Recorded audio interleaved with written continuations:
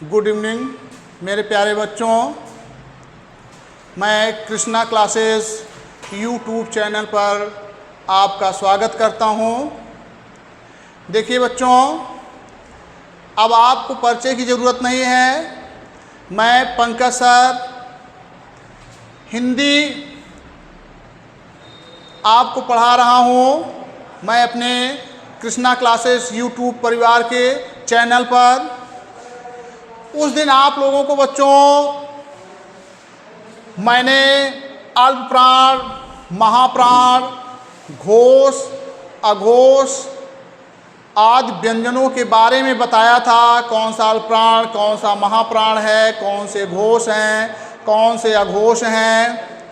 उसी क्रम में आज मैं जो भाषा की मैंने आपको शुरू में बताया था, थोड़ा कलर चेंज कर लें।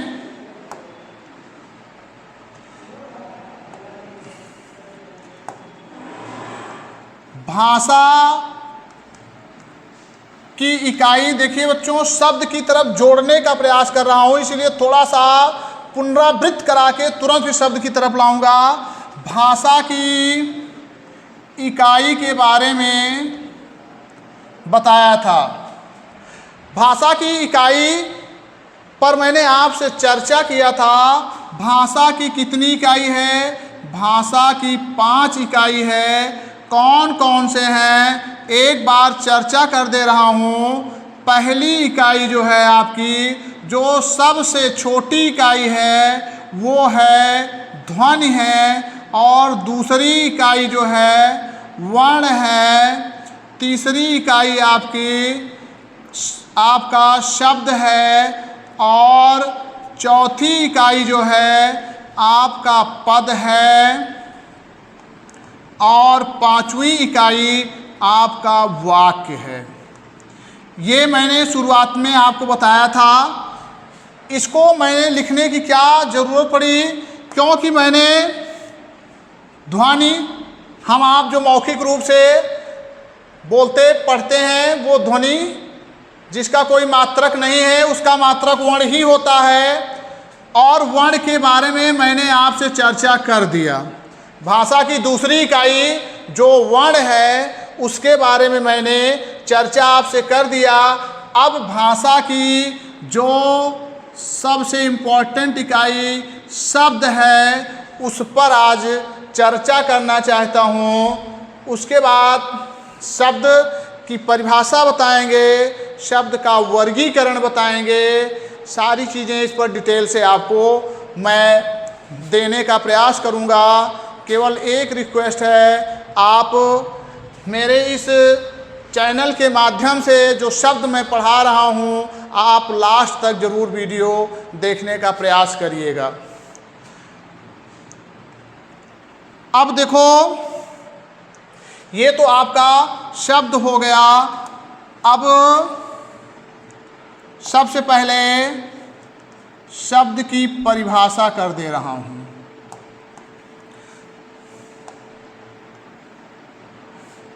शब्द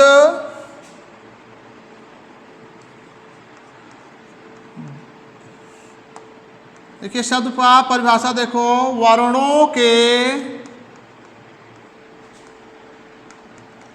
सार्थक क्रम से शब्द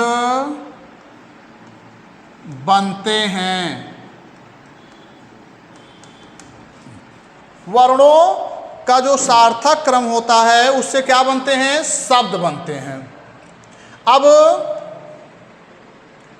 एक क्वेश्चन, इससे बहुत शानदार क्वेश्चन पूछा जाता है। शब्द से क्या पूछा जाता है? भाषा की सबसे छोटी सार्थक इकाई कौन सी है? भाषा की सबसे छोटी सार्थक इकाई कौन सी है? पहले आपको वर्णों के सार्थक क्रम से शब्द बनते हैं, इनके बारे में बता दे रहा हूँ। देखिए बच्चों, वर्ण की चर्चा आपसे मैंने किया था। वर्ण क्या होते हैं? जिनके टुकड़े नहीं होते हैं वह वर्ण होते हैं। जैसे ये है आपका का आपका वर्ण हो गया, और इसकी सार्थकता से का धन मा धन ला, ये मिला करके तीनों क्या हो गए आपका? कमल। क्या बन गए? कमल। अब यहां देखिए, ये तो क्योंकि क्या कहा गया है? वर्णों के सार्थक क्रम से शब्द बनते हैं। अब सार्थक क्यों लिखा गया है, इसको भी ध्यान से देख लीजिए। सार्थक इसलिए लिखा गया है कि अगर यहां कह दिया जाए माँ प्लस ला प्लस का, तो क्या बन जाएगा? मलक। अब मलक, यहाँ मलक की कोई सार्थकता नहीं है, कोई अर्थ नहीं है। शब्द तो है, ये शब्द तो आप कह सकते हो, लेकिन ये जो है इसका सार्थक रूप शब्द का नहीं है। इसीलिए यहाँ लिखा गया है कि वर्णों के सार्थक क्रम से शब्द बनते हैं। इतनी चीज़ें, ये जो आपकी परिभाषा थी, मेरे समझ से आप अच्छे से समझ गए होंगे। अब ये तो आपकी लिख लीजिए परिभाषा थी। अब मैंने इसके बारे में दूसरा जो पॉइंट, इम्पॉर्टेंट पॉइंट लिखा हूँ, जो परीक्षा में पूछे गए हैं, क्योंकि मैंने आपसे चर्चा किया था, जब भाषा की इकाई पढ़ते हो तो पूछा जाएगा अगर मौखिक, भाषा की सबसे छोटी मौखिक इकाई क्या है, तो वहाँ आप क्या मारते हो? ध्वनि मारते हो। या भाषा की छोटी इकाई ही पूछ लिया जाता है तो वहाँ आप क्या मारते हो? ध्वनि मारते हो। लेकिन देखिए थोड़ा सा इधर आप कि ये आपका तो मौखिक जो है ध्वनि हो गया छोटी इकाई, लेकिन लिखित पूछ लिया जाता है, लिखित भाषा की छोटी इकाई, तो आप मेरे प्यारे बच्चों क्या मारते हो? वर्ण मारते हो। अब यहाँ क्वेश्चन क्या पूछा गया, इस पर ध्यान दीजिए, क्योंकि इसको समझा रहा हूँ कि जिससे आपको अच्छी तरह समझ में आ जाए और परीक्षा में पूछे भी जाते हैं। भाषा की सबसे छोटी सार्थक इकाई कौन सी है?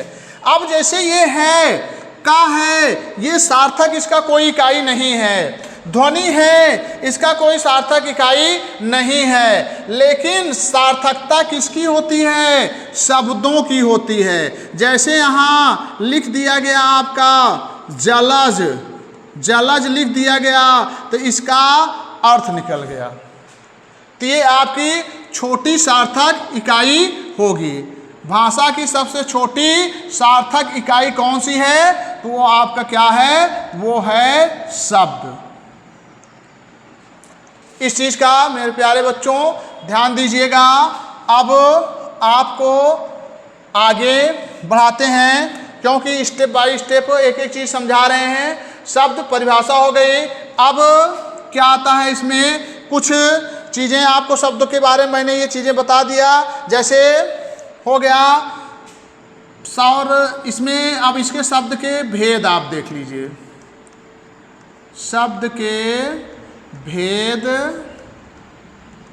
या इसका वर्गीकरण भी आप कर सकते हो, या प्रकार कुछ भी लिख लीजिए, कोई दिक्कत नहीं है। यहाँ केवल शब्द के भेद ही देख लेते हैं इसी क्रम से, नाम से।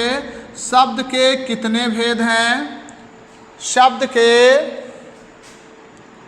मुख्यतः आपके 4 भेद हैं। शब्द के मुख्य रूप से 4 भेद हैं। इस पर चर्चाएं, इसको मिटा दूं जिससे आपका ध्यान कहीं भटके ना, आकर्षण इस बोर्ड की तरफ बना रहे। चारों भेद की चर्चाएं आपसे कर दे रहा हूं। इसी भेद में देखो, पहला कौन सा है? पहला है रचना या बनावट के अनुसार शब्द, रचना या बनावट के अनुसार शब्द। इसी को एक और नाम से जाना जाता है, कौन से, व्युत्पत्ति के अनुसार शब्द। इसी में दूसरा इसका नहीं है, एक नाम इसका और है, नहीं आप कंफ्यूज हो जाएं। इसी को व्युत्पत्ति के अनुसार शब्द। मैंने पिछले वीडियो में व्युत्पत्ति और उत्पत्ति के बारे में बताया था। व्युत्पत्ति किसी के द्वारा उत्पन्न होती है और जो उत्पत्ति होती है स्वयं होती है। इस चीज़ का ध्यान रखिएगा।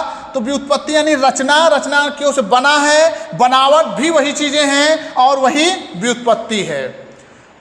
दूसरा कौन सा है भेद? दूसरा है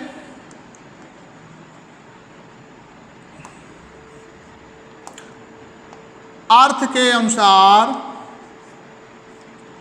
अर्थ के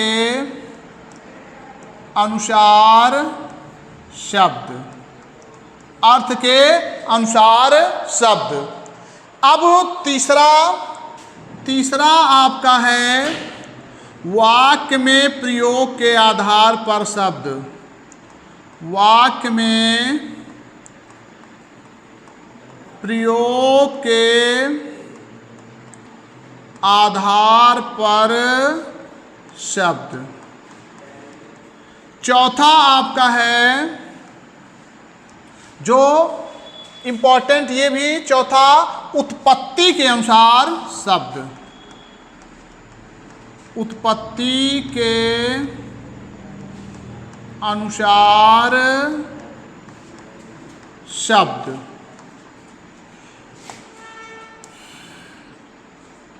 अब ये चीज़ें आपको समझ में आ गई होगी।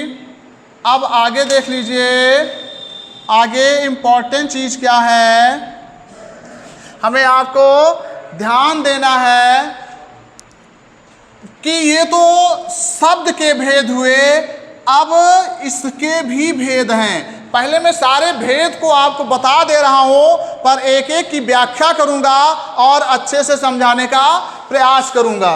देखिए बच्चों, अब रचना के आधार पर, रचना के आधार पर शब्द देख लो।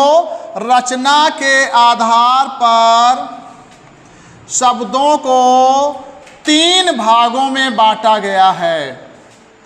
रचना व्युत्पत्ति के आधार पर शब्दों को 3 भागों में बांटा गया है। कौन कौन से हैं? पहला है रूढ़ शब्द, पहला रूढ़ शब्द। दूसरा है योग रूढ़ शब्द, योग रूढ़ शब्द। तीसरा है आपका यौगिक शब्द, यौगिक शब्द, यौगिक शब्द। अब रूढ़ के कोई भेद नहीं है, इसकी भी परिभाषा कराऊंगा, बताऊंगा। योग रूढ़ के कोई भेद नहीं है। और यौगिक शब्द, यौगिक शब्द के 3, यौगिक शब्द के मुख्यतः 4 भेद होते हैं। कौन कौन से हैं? 3 भेद जो हैं वो रचना या बनावट के अनुसार हैं। 4 भेद कौन कौन से हैं उस पर भी चर्चाएं कर दे रहा हूं। पहले इसलिए इसको बता दे रहा हूं बच्चों, जिससे आपका डिवाइड रहेगा, पढ़ने में दिक्कत नहीं होगी। कौन कौन से हैं? जो आपका पहला है उपसर्ग। उपसर्ग की उत्पत्ति पूछा जाता है यौगिक शब्द से, यानी जितने उपसर्ग होंगे हिंदी में, जो भी उपसर्ग हैं, सारे उपसर्ग कौन से, किसके अंतर्गत आएंगे? यौगिक शब्द के अंतर्गत। फिर है दूसरा कौन सा है? प्रत्यय। प्रत्यय, जितने भी प्रत्यय हिंदी में प्रयोग होते हैं, सारे प्रत्यय क्या कहलाते हैं? यौगिक शब्द कहलाते हैं। तीसरा क्या है आपका? तीसरा है संधि। जो संधि है, सारी संधियां चाहे जो भी हो सभी संधियां यौगिक शब्द हैं। चौथा समास। अब समास में बहुब्रीहि समास को छोड़ करके, बहुब्रीहि समास क्योंकि योग रूढ़ के अंतर्गत आता है, इसलिए बहुब्रीहि समास को छोड़ करके आपके फिर जो समास बचते हैं सारे समास यौगिक शब्द कहलाते हैं। मेरे समझ से आपने इसको समझ लिया होगा। एक बार देख लीजिए इसको। शब्द के 4 भेद मैंने लिख दिया। फिर ये रचना बनावट या व्युत्पत्ति के अनुसार शब्द थे। अब उसके बाद है अर्थ के अनुसार शब्द। अर्थ के अनुसार शब्दों को देख लीजिए। इसको फिर से लिख दे रहा हूं। योग रूढ़ को योग रूढ़ शब्द। अब अर्थ के अनुसार शब्दों को देख लो। अर्थ के अनुसार इसको दूसरा प्रकार इस तरह दिखा दे रहा हूं। दूसरा अर्थ के अनुसार शब्द। अर्थ के अनुसार शब्द। देखिए बच्चों, अर्थ के अनुसार शब्दों को मुख्यतः 2 भागों में बांटा गया है। कौन कौन से हैं 2 भाग? पहला है सार्थक शब्द और दूसरा है निरर्थक शब्द। सार्थक शब्द और निरर्थक शब्द। सार्थक अपने नाम से ही क्लियर है। सा माने सहित अर्थ, यानी जिसका अर्थ होता है, जो अर्थ सहित शब्द होते हैं वो क्या कहलाते हैं? सार्थक शब्द। परिभाषा कराऊंगा। निरर्थक, निर माने बिना, निर उपसर्ग यानी निर माने बिना, अर्थक माने अर्थ के, जिनका कोई अर्थ नहीं होता है वो निरर्थक शब्द होते हैं। देखिए, सार्थक शब्द को मुख्यतः 6 भागों में बांटा गया है। इसीलिए पहले वर्गीकरण कर दे रहा हूं, तब आपको एक एक का डिटेल कराऊंगा और समझाने का प्रयास करूंगा।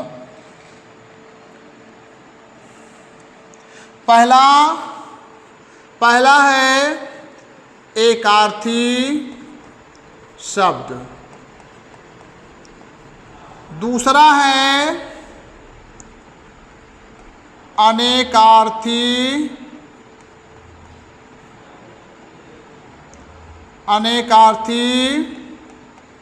शब्द।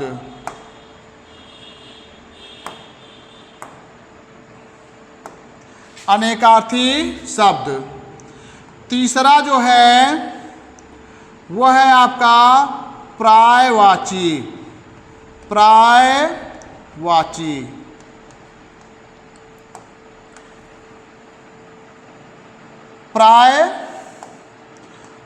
हो गया।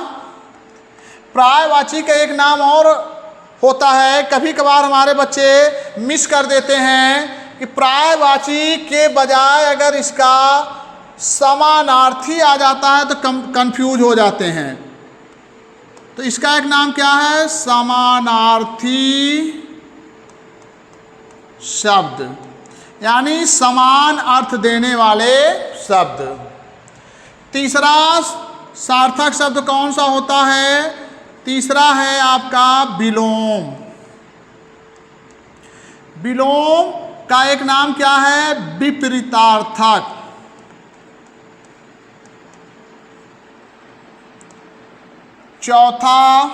ये चौथा था, चौथा भेद। पांचवा आपका है जिसे आप बोल सकते हो समश्रुति भिन्नार्थक शब्द, समश्रुत भिन्नार्थक शब्द। और जो आपका छठा है वो है वाक्यांश। वाक्यांश पूछे जा सकते हैं। सार्थक शब्द के भेद, सार्थक शब्द के 6 भेद होते हैं। कौन कौन से? एकार्थी, अनेकार्थी, पर्यायवाची, विलोम, समश्रुत भिन्नार्थक और वाक्यांश। ध्यान क्या देना है आपको? निरर्थक शब्द, निरर्थक बिना अर्थ के, जिसका कोई अर्थ ही नहीं होते हैं, तो उसका भेद कोई नहीं होगा। अब ये तो दूसरा जो शब्द का भेद था अर्थ के अनुसार, ये आपने समझने का प्रयास किया। अब आपका शब्द का तीसरा भेद ले चलते हैं। तीसरा भेद कौन सा है? वो है वाक्य में प्रयोग के अनुसार शब्द। वाक्य में प्रयोग के आधार पर शब्द।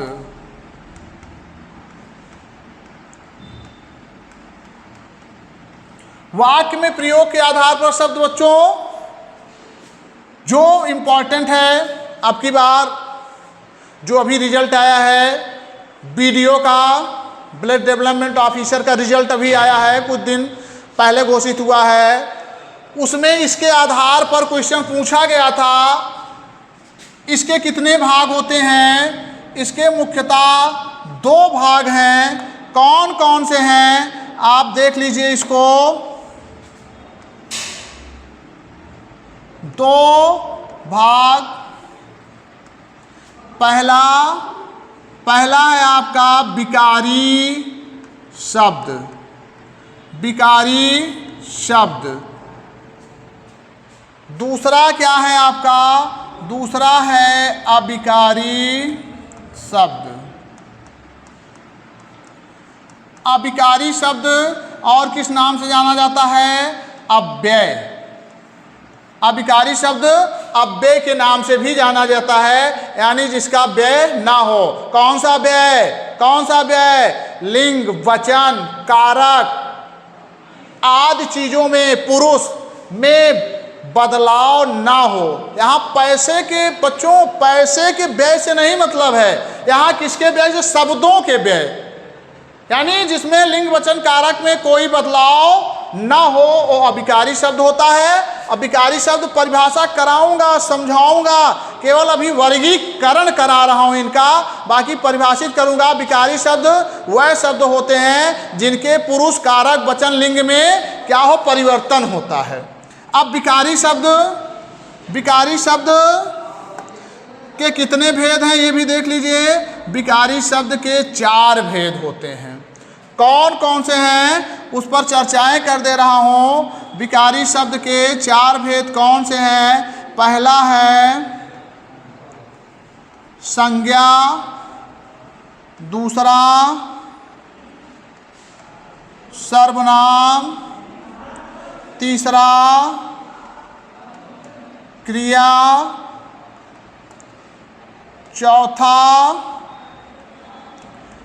आपका विशेषण। चौथा विशेषण। अब कैसे परिवर्तन होगा आपको चर्चा करेंगे। अविकारी शब्द के भी 4 भेद होते हैं। बच्चों ध्यान दीजिएगा, यही क्वेश्चन पूछा गया था कि विकारी शब्द का कौन सा भेद नहीं है, तो उसमें 3 दे दिए थे आपके जो हैं और एक नहीं वाला। तो ध्यान दीजिएगा इस क्वेश्चन की तरफ, जो आपके लिए इम्पोर्टेंट बन सकते हैं। और इनका निर्माण जो होता है शब्द के किनसे, कभी कभार ये भी पूछ लिया जाता है कि विकार उत्पन्न करने वाले कौन से मतलब शब्द के भेद हैं। ये हो गया है। वाक्य में प्रयोग के आधार पर कौन सा शब्द का भेद है? तो विकारी और अविकारी। अव्यय को भी विस्तृत रूप से बताऊंगा। ये अविकारी के 4 भेद हैं। कौन कौन से? पहला भेद जो है वो आपका क्रिया विशेषण।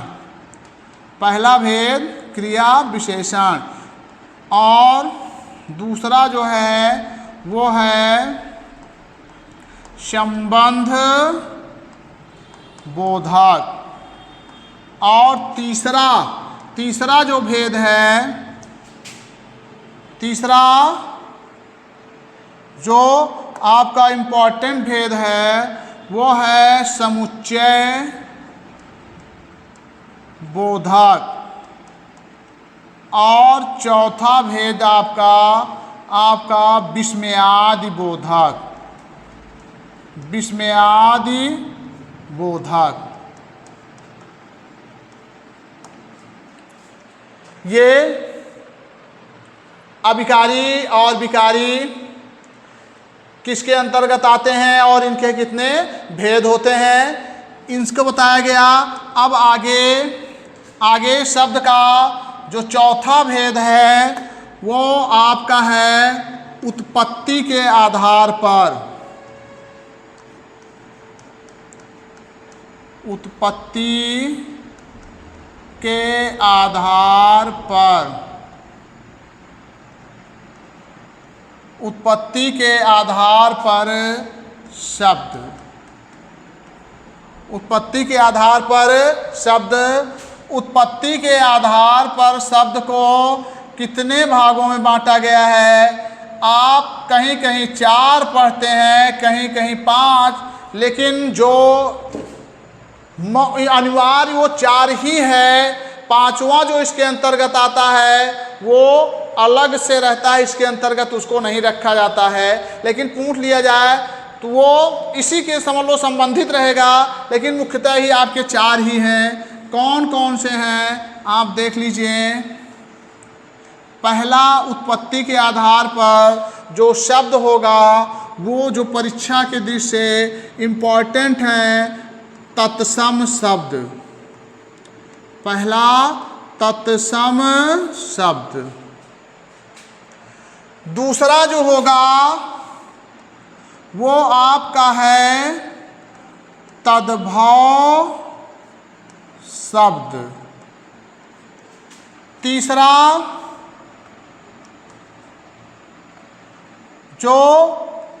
है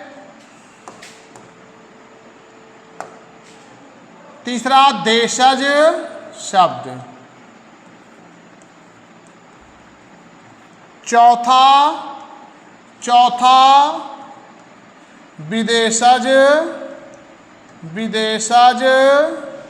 शब्द। जो 5वें शब्द की चर्चा कर रहे थे वो अलग से है, बताऊंगा उसके बारे में। आप उसको कह सकते हो कौन सा, संकर शब्द। संकर शब्द की भी चर्चाएं आपको करूंगा। तो उत्पत्ति के आधार पर शब्दों के 4 भेद, तत्सम शब्द, तद्भव शब्द, देशज शब्द और विदेशज शब्द हो गए। ये तो शब्द के भेद और उसके वर्गीकरण, सारी चीज़ों को मैंने डिटेल से देने का पहले प्रयास किया कि आप जो है शब्द के अंतर्गत जो मैंने लिखाया है इन चीज़ों को आप पढ़ोगे। अब मेरे प्यारे बच्चों, मेरे समझ से ये शब्दों का वर्गीकरण आपको समझ में आ गया होगा। अब एक एक शब्दों का मैं डिटेल कर दे रहा हूँ। आप देखिए, एक एक शब्द को देख लीजिए। पहले आपका है व्युत्पत्ति के आधार पर या रचना के आधार पर शब्द को, रचना या बनावट के आधार पर शब्द, या इसी का एक नाम और क्या बताए थे आपको, व्युत्पत्ति। इसी को व्युत्पत्ति भी कह सकते हो। व्युत्पत्ति के आधार पर शब्द। देखिए, इसके आधार पर वर्गीकरण किए थे। देखोगे कितने भागों में इसको बांटा गया है। इसको 3 भागों में बांटा गया था, बताए भी थे। कौन कौन? पहला है आपका रूढ़ शब्द। क्या है? रूढ़ शब्द। अब रूढ़ शब्द क्या है, इसको थोड़ा सा आप देख लीजिए। नाम इसका रूढ़ है, आसान बहुत है। देखिए दोस्तों, रूढ़ का अपना एक स्वयं तो अर्थ होता है, रूढ़ शब्द का अपना स्वयं तो अर्थ होता है, लेकिन इसको विच्छेद करने पर इसका कोई सार्थक अर्थ नहीं निकलता है। बच्चों फिर परिभाषा सुन लीजिए।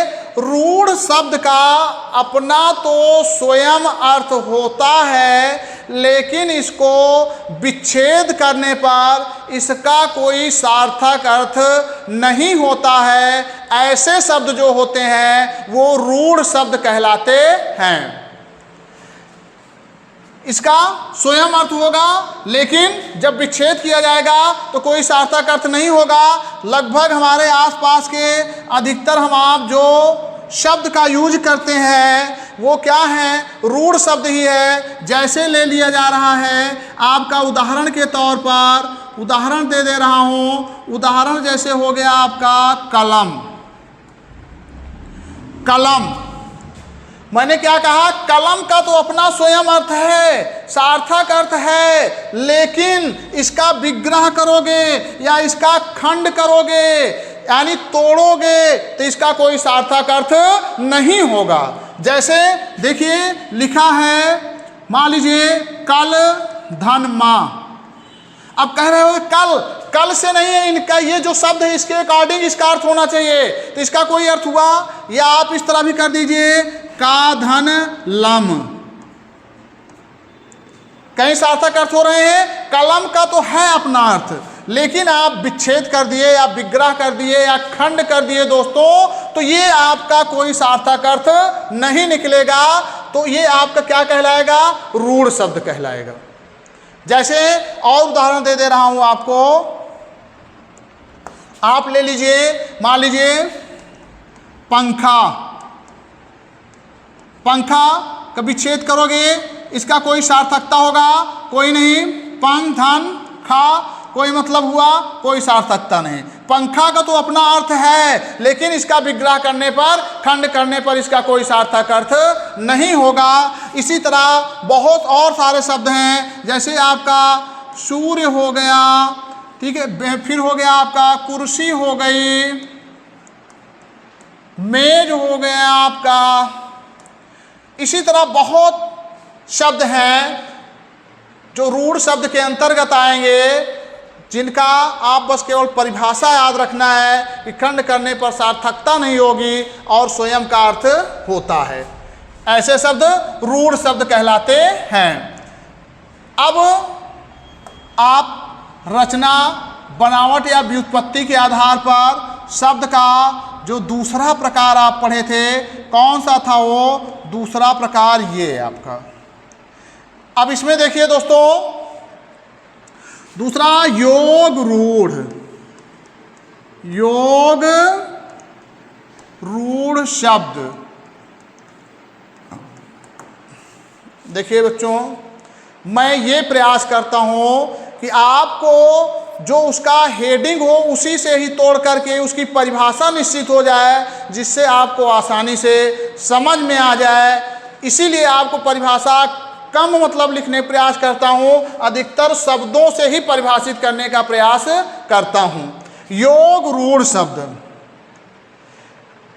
योग रूढ़ शब्द वह शब्द होते हैं जिनका खंड करने पर सार्थक अर्थ निकलते हैं, लेकिन वो अपने तीसरे अर्थ में बदल जाता है। यानी तीसरा अर्थ देता है, जो सार्थक उसका निकलेगा अर्थ, उससे हट करके वो तीसरा अर्थ देता है। यानी आप ये कह सकते हो, योग रूढ़ शब्द जो होते हैं वो बहुब्रीहि समास का ही रूप हैं। ब्रैकेट में आप लिख लीजिए कि बहुब्रीहि समास शब्द के किस भेद के अंतर्गत आएंगे, तो वो कौन सा भेद होगा आपका, वो होगा योग रूढ़ बहुब्रीहि। बच्चों बहुब्रीहि की वर्तनी भी देख लीजिए। वर्तनी शुद्ध कभी कभार बहुब्रीहि लिखने के लिए आ जाता है, तो यहाँ बा बना देते हो तो गड़बड़ी हो जाती है। इसको भी देखते चलिएगा। तो बहुब्रीहि समास के जो भी भेद हैं वो किसके अंतर्गत आपके आएंगे? योग रूढ़ के सम, क्योंकि इसकी भी वही परिभाषा होती है क्या कि अगर शब्द को तोड़ा जाए तो वो अपना स्वयं अर्थ ना दे करके तीसरे अर्थ में परिवर्तित हो जाते हैं। तो कौन से समास होते हैं? बहुव्रीहि समास। और यही सेम परिभाषा आपकी योग रूढ़ शब्द की भी है। जैसे उदाहरण दे रहा हूँ, उदाहरण के माध्यम से आपको और अच्छे समझ में आएगा। जैसे हैं, जैसे जलज, जलज जलज को आप इसको खंड कर दीजिए तो क्या होगा इसका? जल प्लस जा, जल प्लस जा। खंड तो सार्थकता में हुआ दोस्तों, ध्यान दीजिए। जल का अर्थ आपका जल यानी पानी ही होता है, इसमें कंफ्यूज नहीं होना है। जा माने क्या होता है? जा माने होता है उत्पन्न होने वाला, यानी जल में उत्पन्न होने वाला, अर्थात दोनों के अर्थात दोनों शब्दों के स्थान पर अर्थात लगा, अर्थात तीसरा अर्थ क्या दे दिया आपका? कमल। क्या दे दिया? कमल। परिभाषा के अकॉर्डिंग तो खंड करोगे सार्थकता होगा, लेकिन वो स्वयं अपना अर्थ न दे करके तीसरे अर्थ में बदल जाता है। तो किसका उदाहरण होगा? योग रूढ़ में। और उदाहरण दे रहा हूँ, बहुत बड़ी चीज नहीं है, मैं स्वयं अपने नाम का ही आपको उदाहरण दे रहा हूँ। देख लीजिए, जैसे है आपका लिखा है पंकज। पंकज है तो पंकज का आप तोड़ोगे तो क्या होगा? पंक धन जा। पंक, पंक का अर्थ होता है कीचड़, पंक का अर्थ कीचड़। और जा, जा का अर्थ होता है उत्पन्न होना, यानी कीचड़ में उत्पन्न होने वाला, अर्थात कौन सा? अर्थात कमल, अर्थात कमल। और उदाहरण दे रहा हूं, दशानन। दशानन, दशानन का विच्छेद करोगे तो क्या होगा? 10 प्लस आनन, 10 प्लस आनन। 10 माने संख्या आपका हो गया, यानी क्या? 10 वही। और आनन माने क्या हो गया? आनन माने मुख, यानी 10 मुख वाले। कौन? 10 मुख वाले कौन? रावण। योग रूढ़ यानी खंड करोगे सार्थकता होगी, लेकिन वो क्या करेगा? अपना तीसरा अर्थ देगा, जैसे आप उदाहरण के माध्यम से देख रहे हो। बच्चों, अब इसी के अंतर्गत जो आप रचना या बनावट में पढ़ रहे हो, तीसरा देख लीजिए। तीसरा भेद कौन सा है? तीसरा भेद इसका है यौगिक। यौगिक शब्द, थोड़ा नीचे कर दे रहा हूं।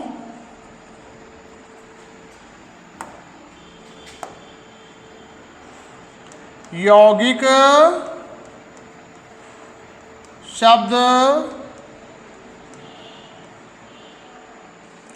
यौगिक शब्द वह शब्द होते हैं जिनका खंड करने पर दोनों का सार्थक अर्थ निकले।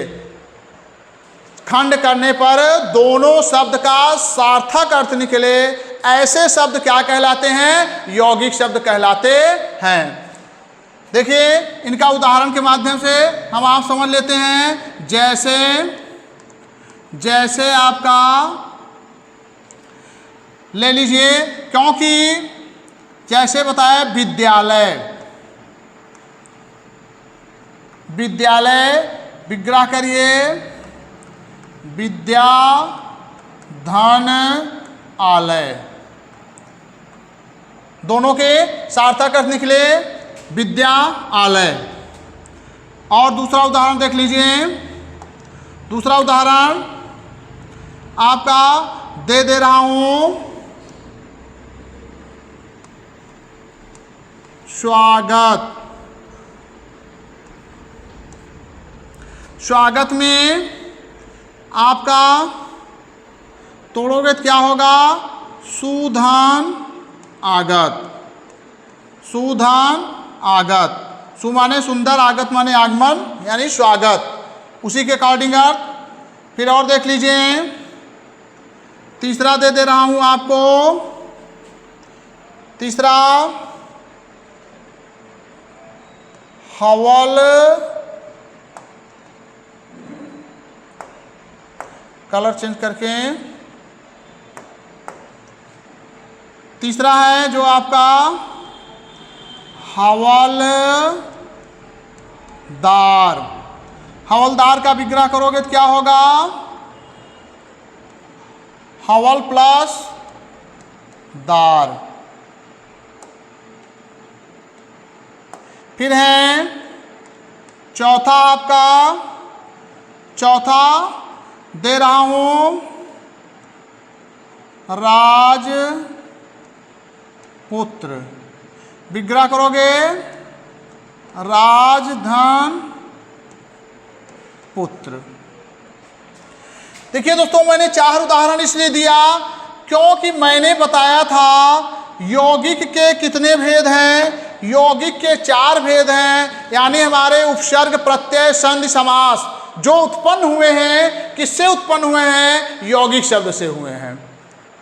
कौन सा समास को छोड़ करके, बहुब्रीहि समास को छोड़ करके जो भी समास है, सारे समास हमारे जो उत्पन्न हुए हैं किससे हुए हैं, यौगिक शब्द से।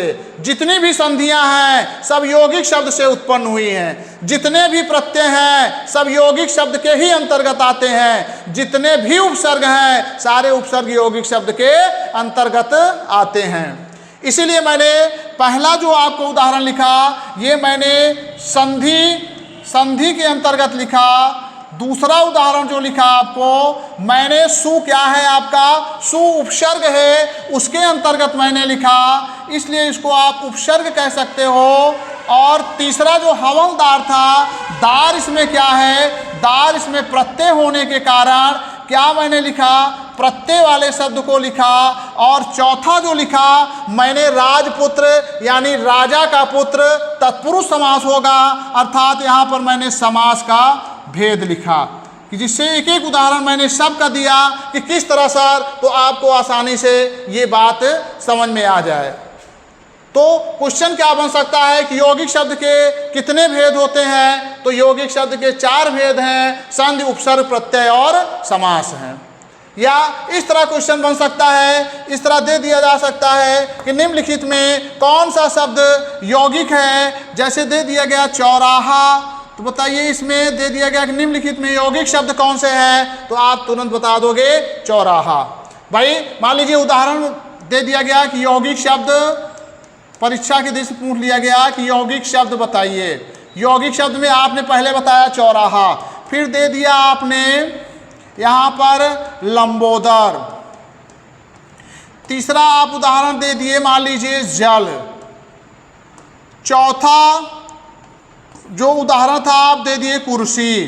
अब पूछ लिया गया कि बच्चों यौगिक शब्द निम्नलिखित में कौन सा है, तो यौगिक शब्द चौराहा है, क्योंकि इसमें चौ क्या है, उपसर्ग है, चौ क्या है, उपसर्ग है। बाकी आपका जो लंबोदर होगा ये क्या है, बहुब्रीहि समास है, किसके अंतर्गत जाएगा दोस्तों, वो जाएगा सर, कहोगे सर ये तो आपका योग रूढ़ है, क्यों है, क्योंकि ये बहुब्रीहि समास है। क्यों कि लंब है उदर जिसका, यानी लंबे उदर वाले कौन है, वो लंबोदर। जल, जल का आप जब विग्रह करोगे, खंड करोगे तो कोई सार्थक अर्थ इसका नहीं होगा। फिर कहोगे कुर्सी, कुर्सी का भी आप विग्रह करोगे तो कोई सार्थक अर्थ नहीं होगा, अर्थात ये दोनों शब्द किसके अंतर्गत जाएंगे, रूढ़ होंगे, ये दोनों शब्द रूढ़ होंगे। मेरे प्यारे बच्चों, आप, मैं आशा करता हूं कि मेरी बात को अच्छी तरीके से आप समझ रहे होंगे। अब क्योंकि वीडियो अधिक लंबा होगा इसलिए कल मेरी जो क्लास होगी आपके लिए शब्द का दूसरा जो प्रकार है यानी अर्थ के अनुसार शब्द के बारे में पढ़ाएंगे, क्योंकि ज़्यादा लंबा वीडियो बनने पर उसमें समस्याएं होती हैं।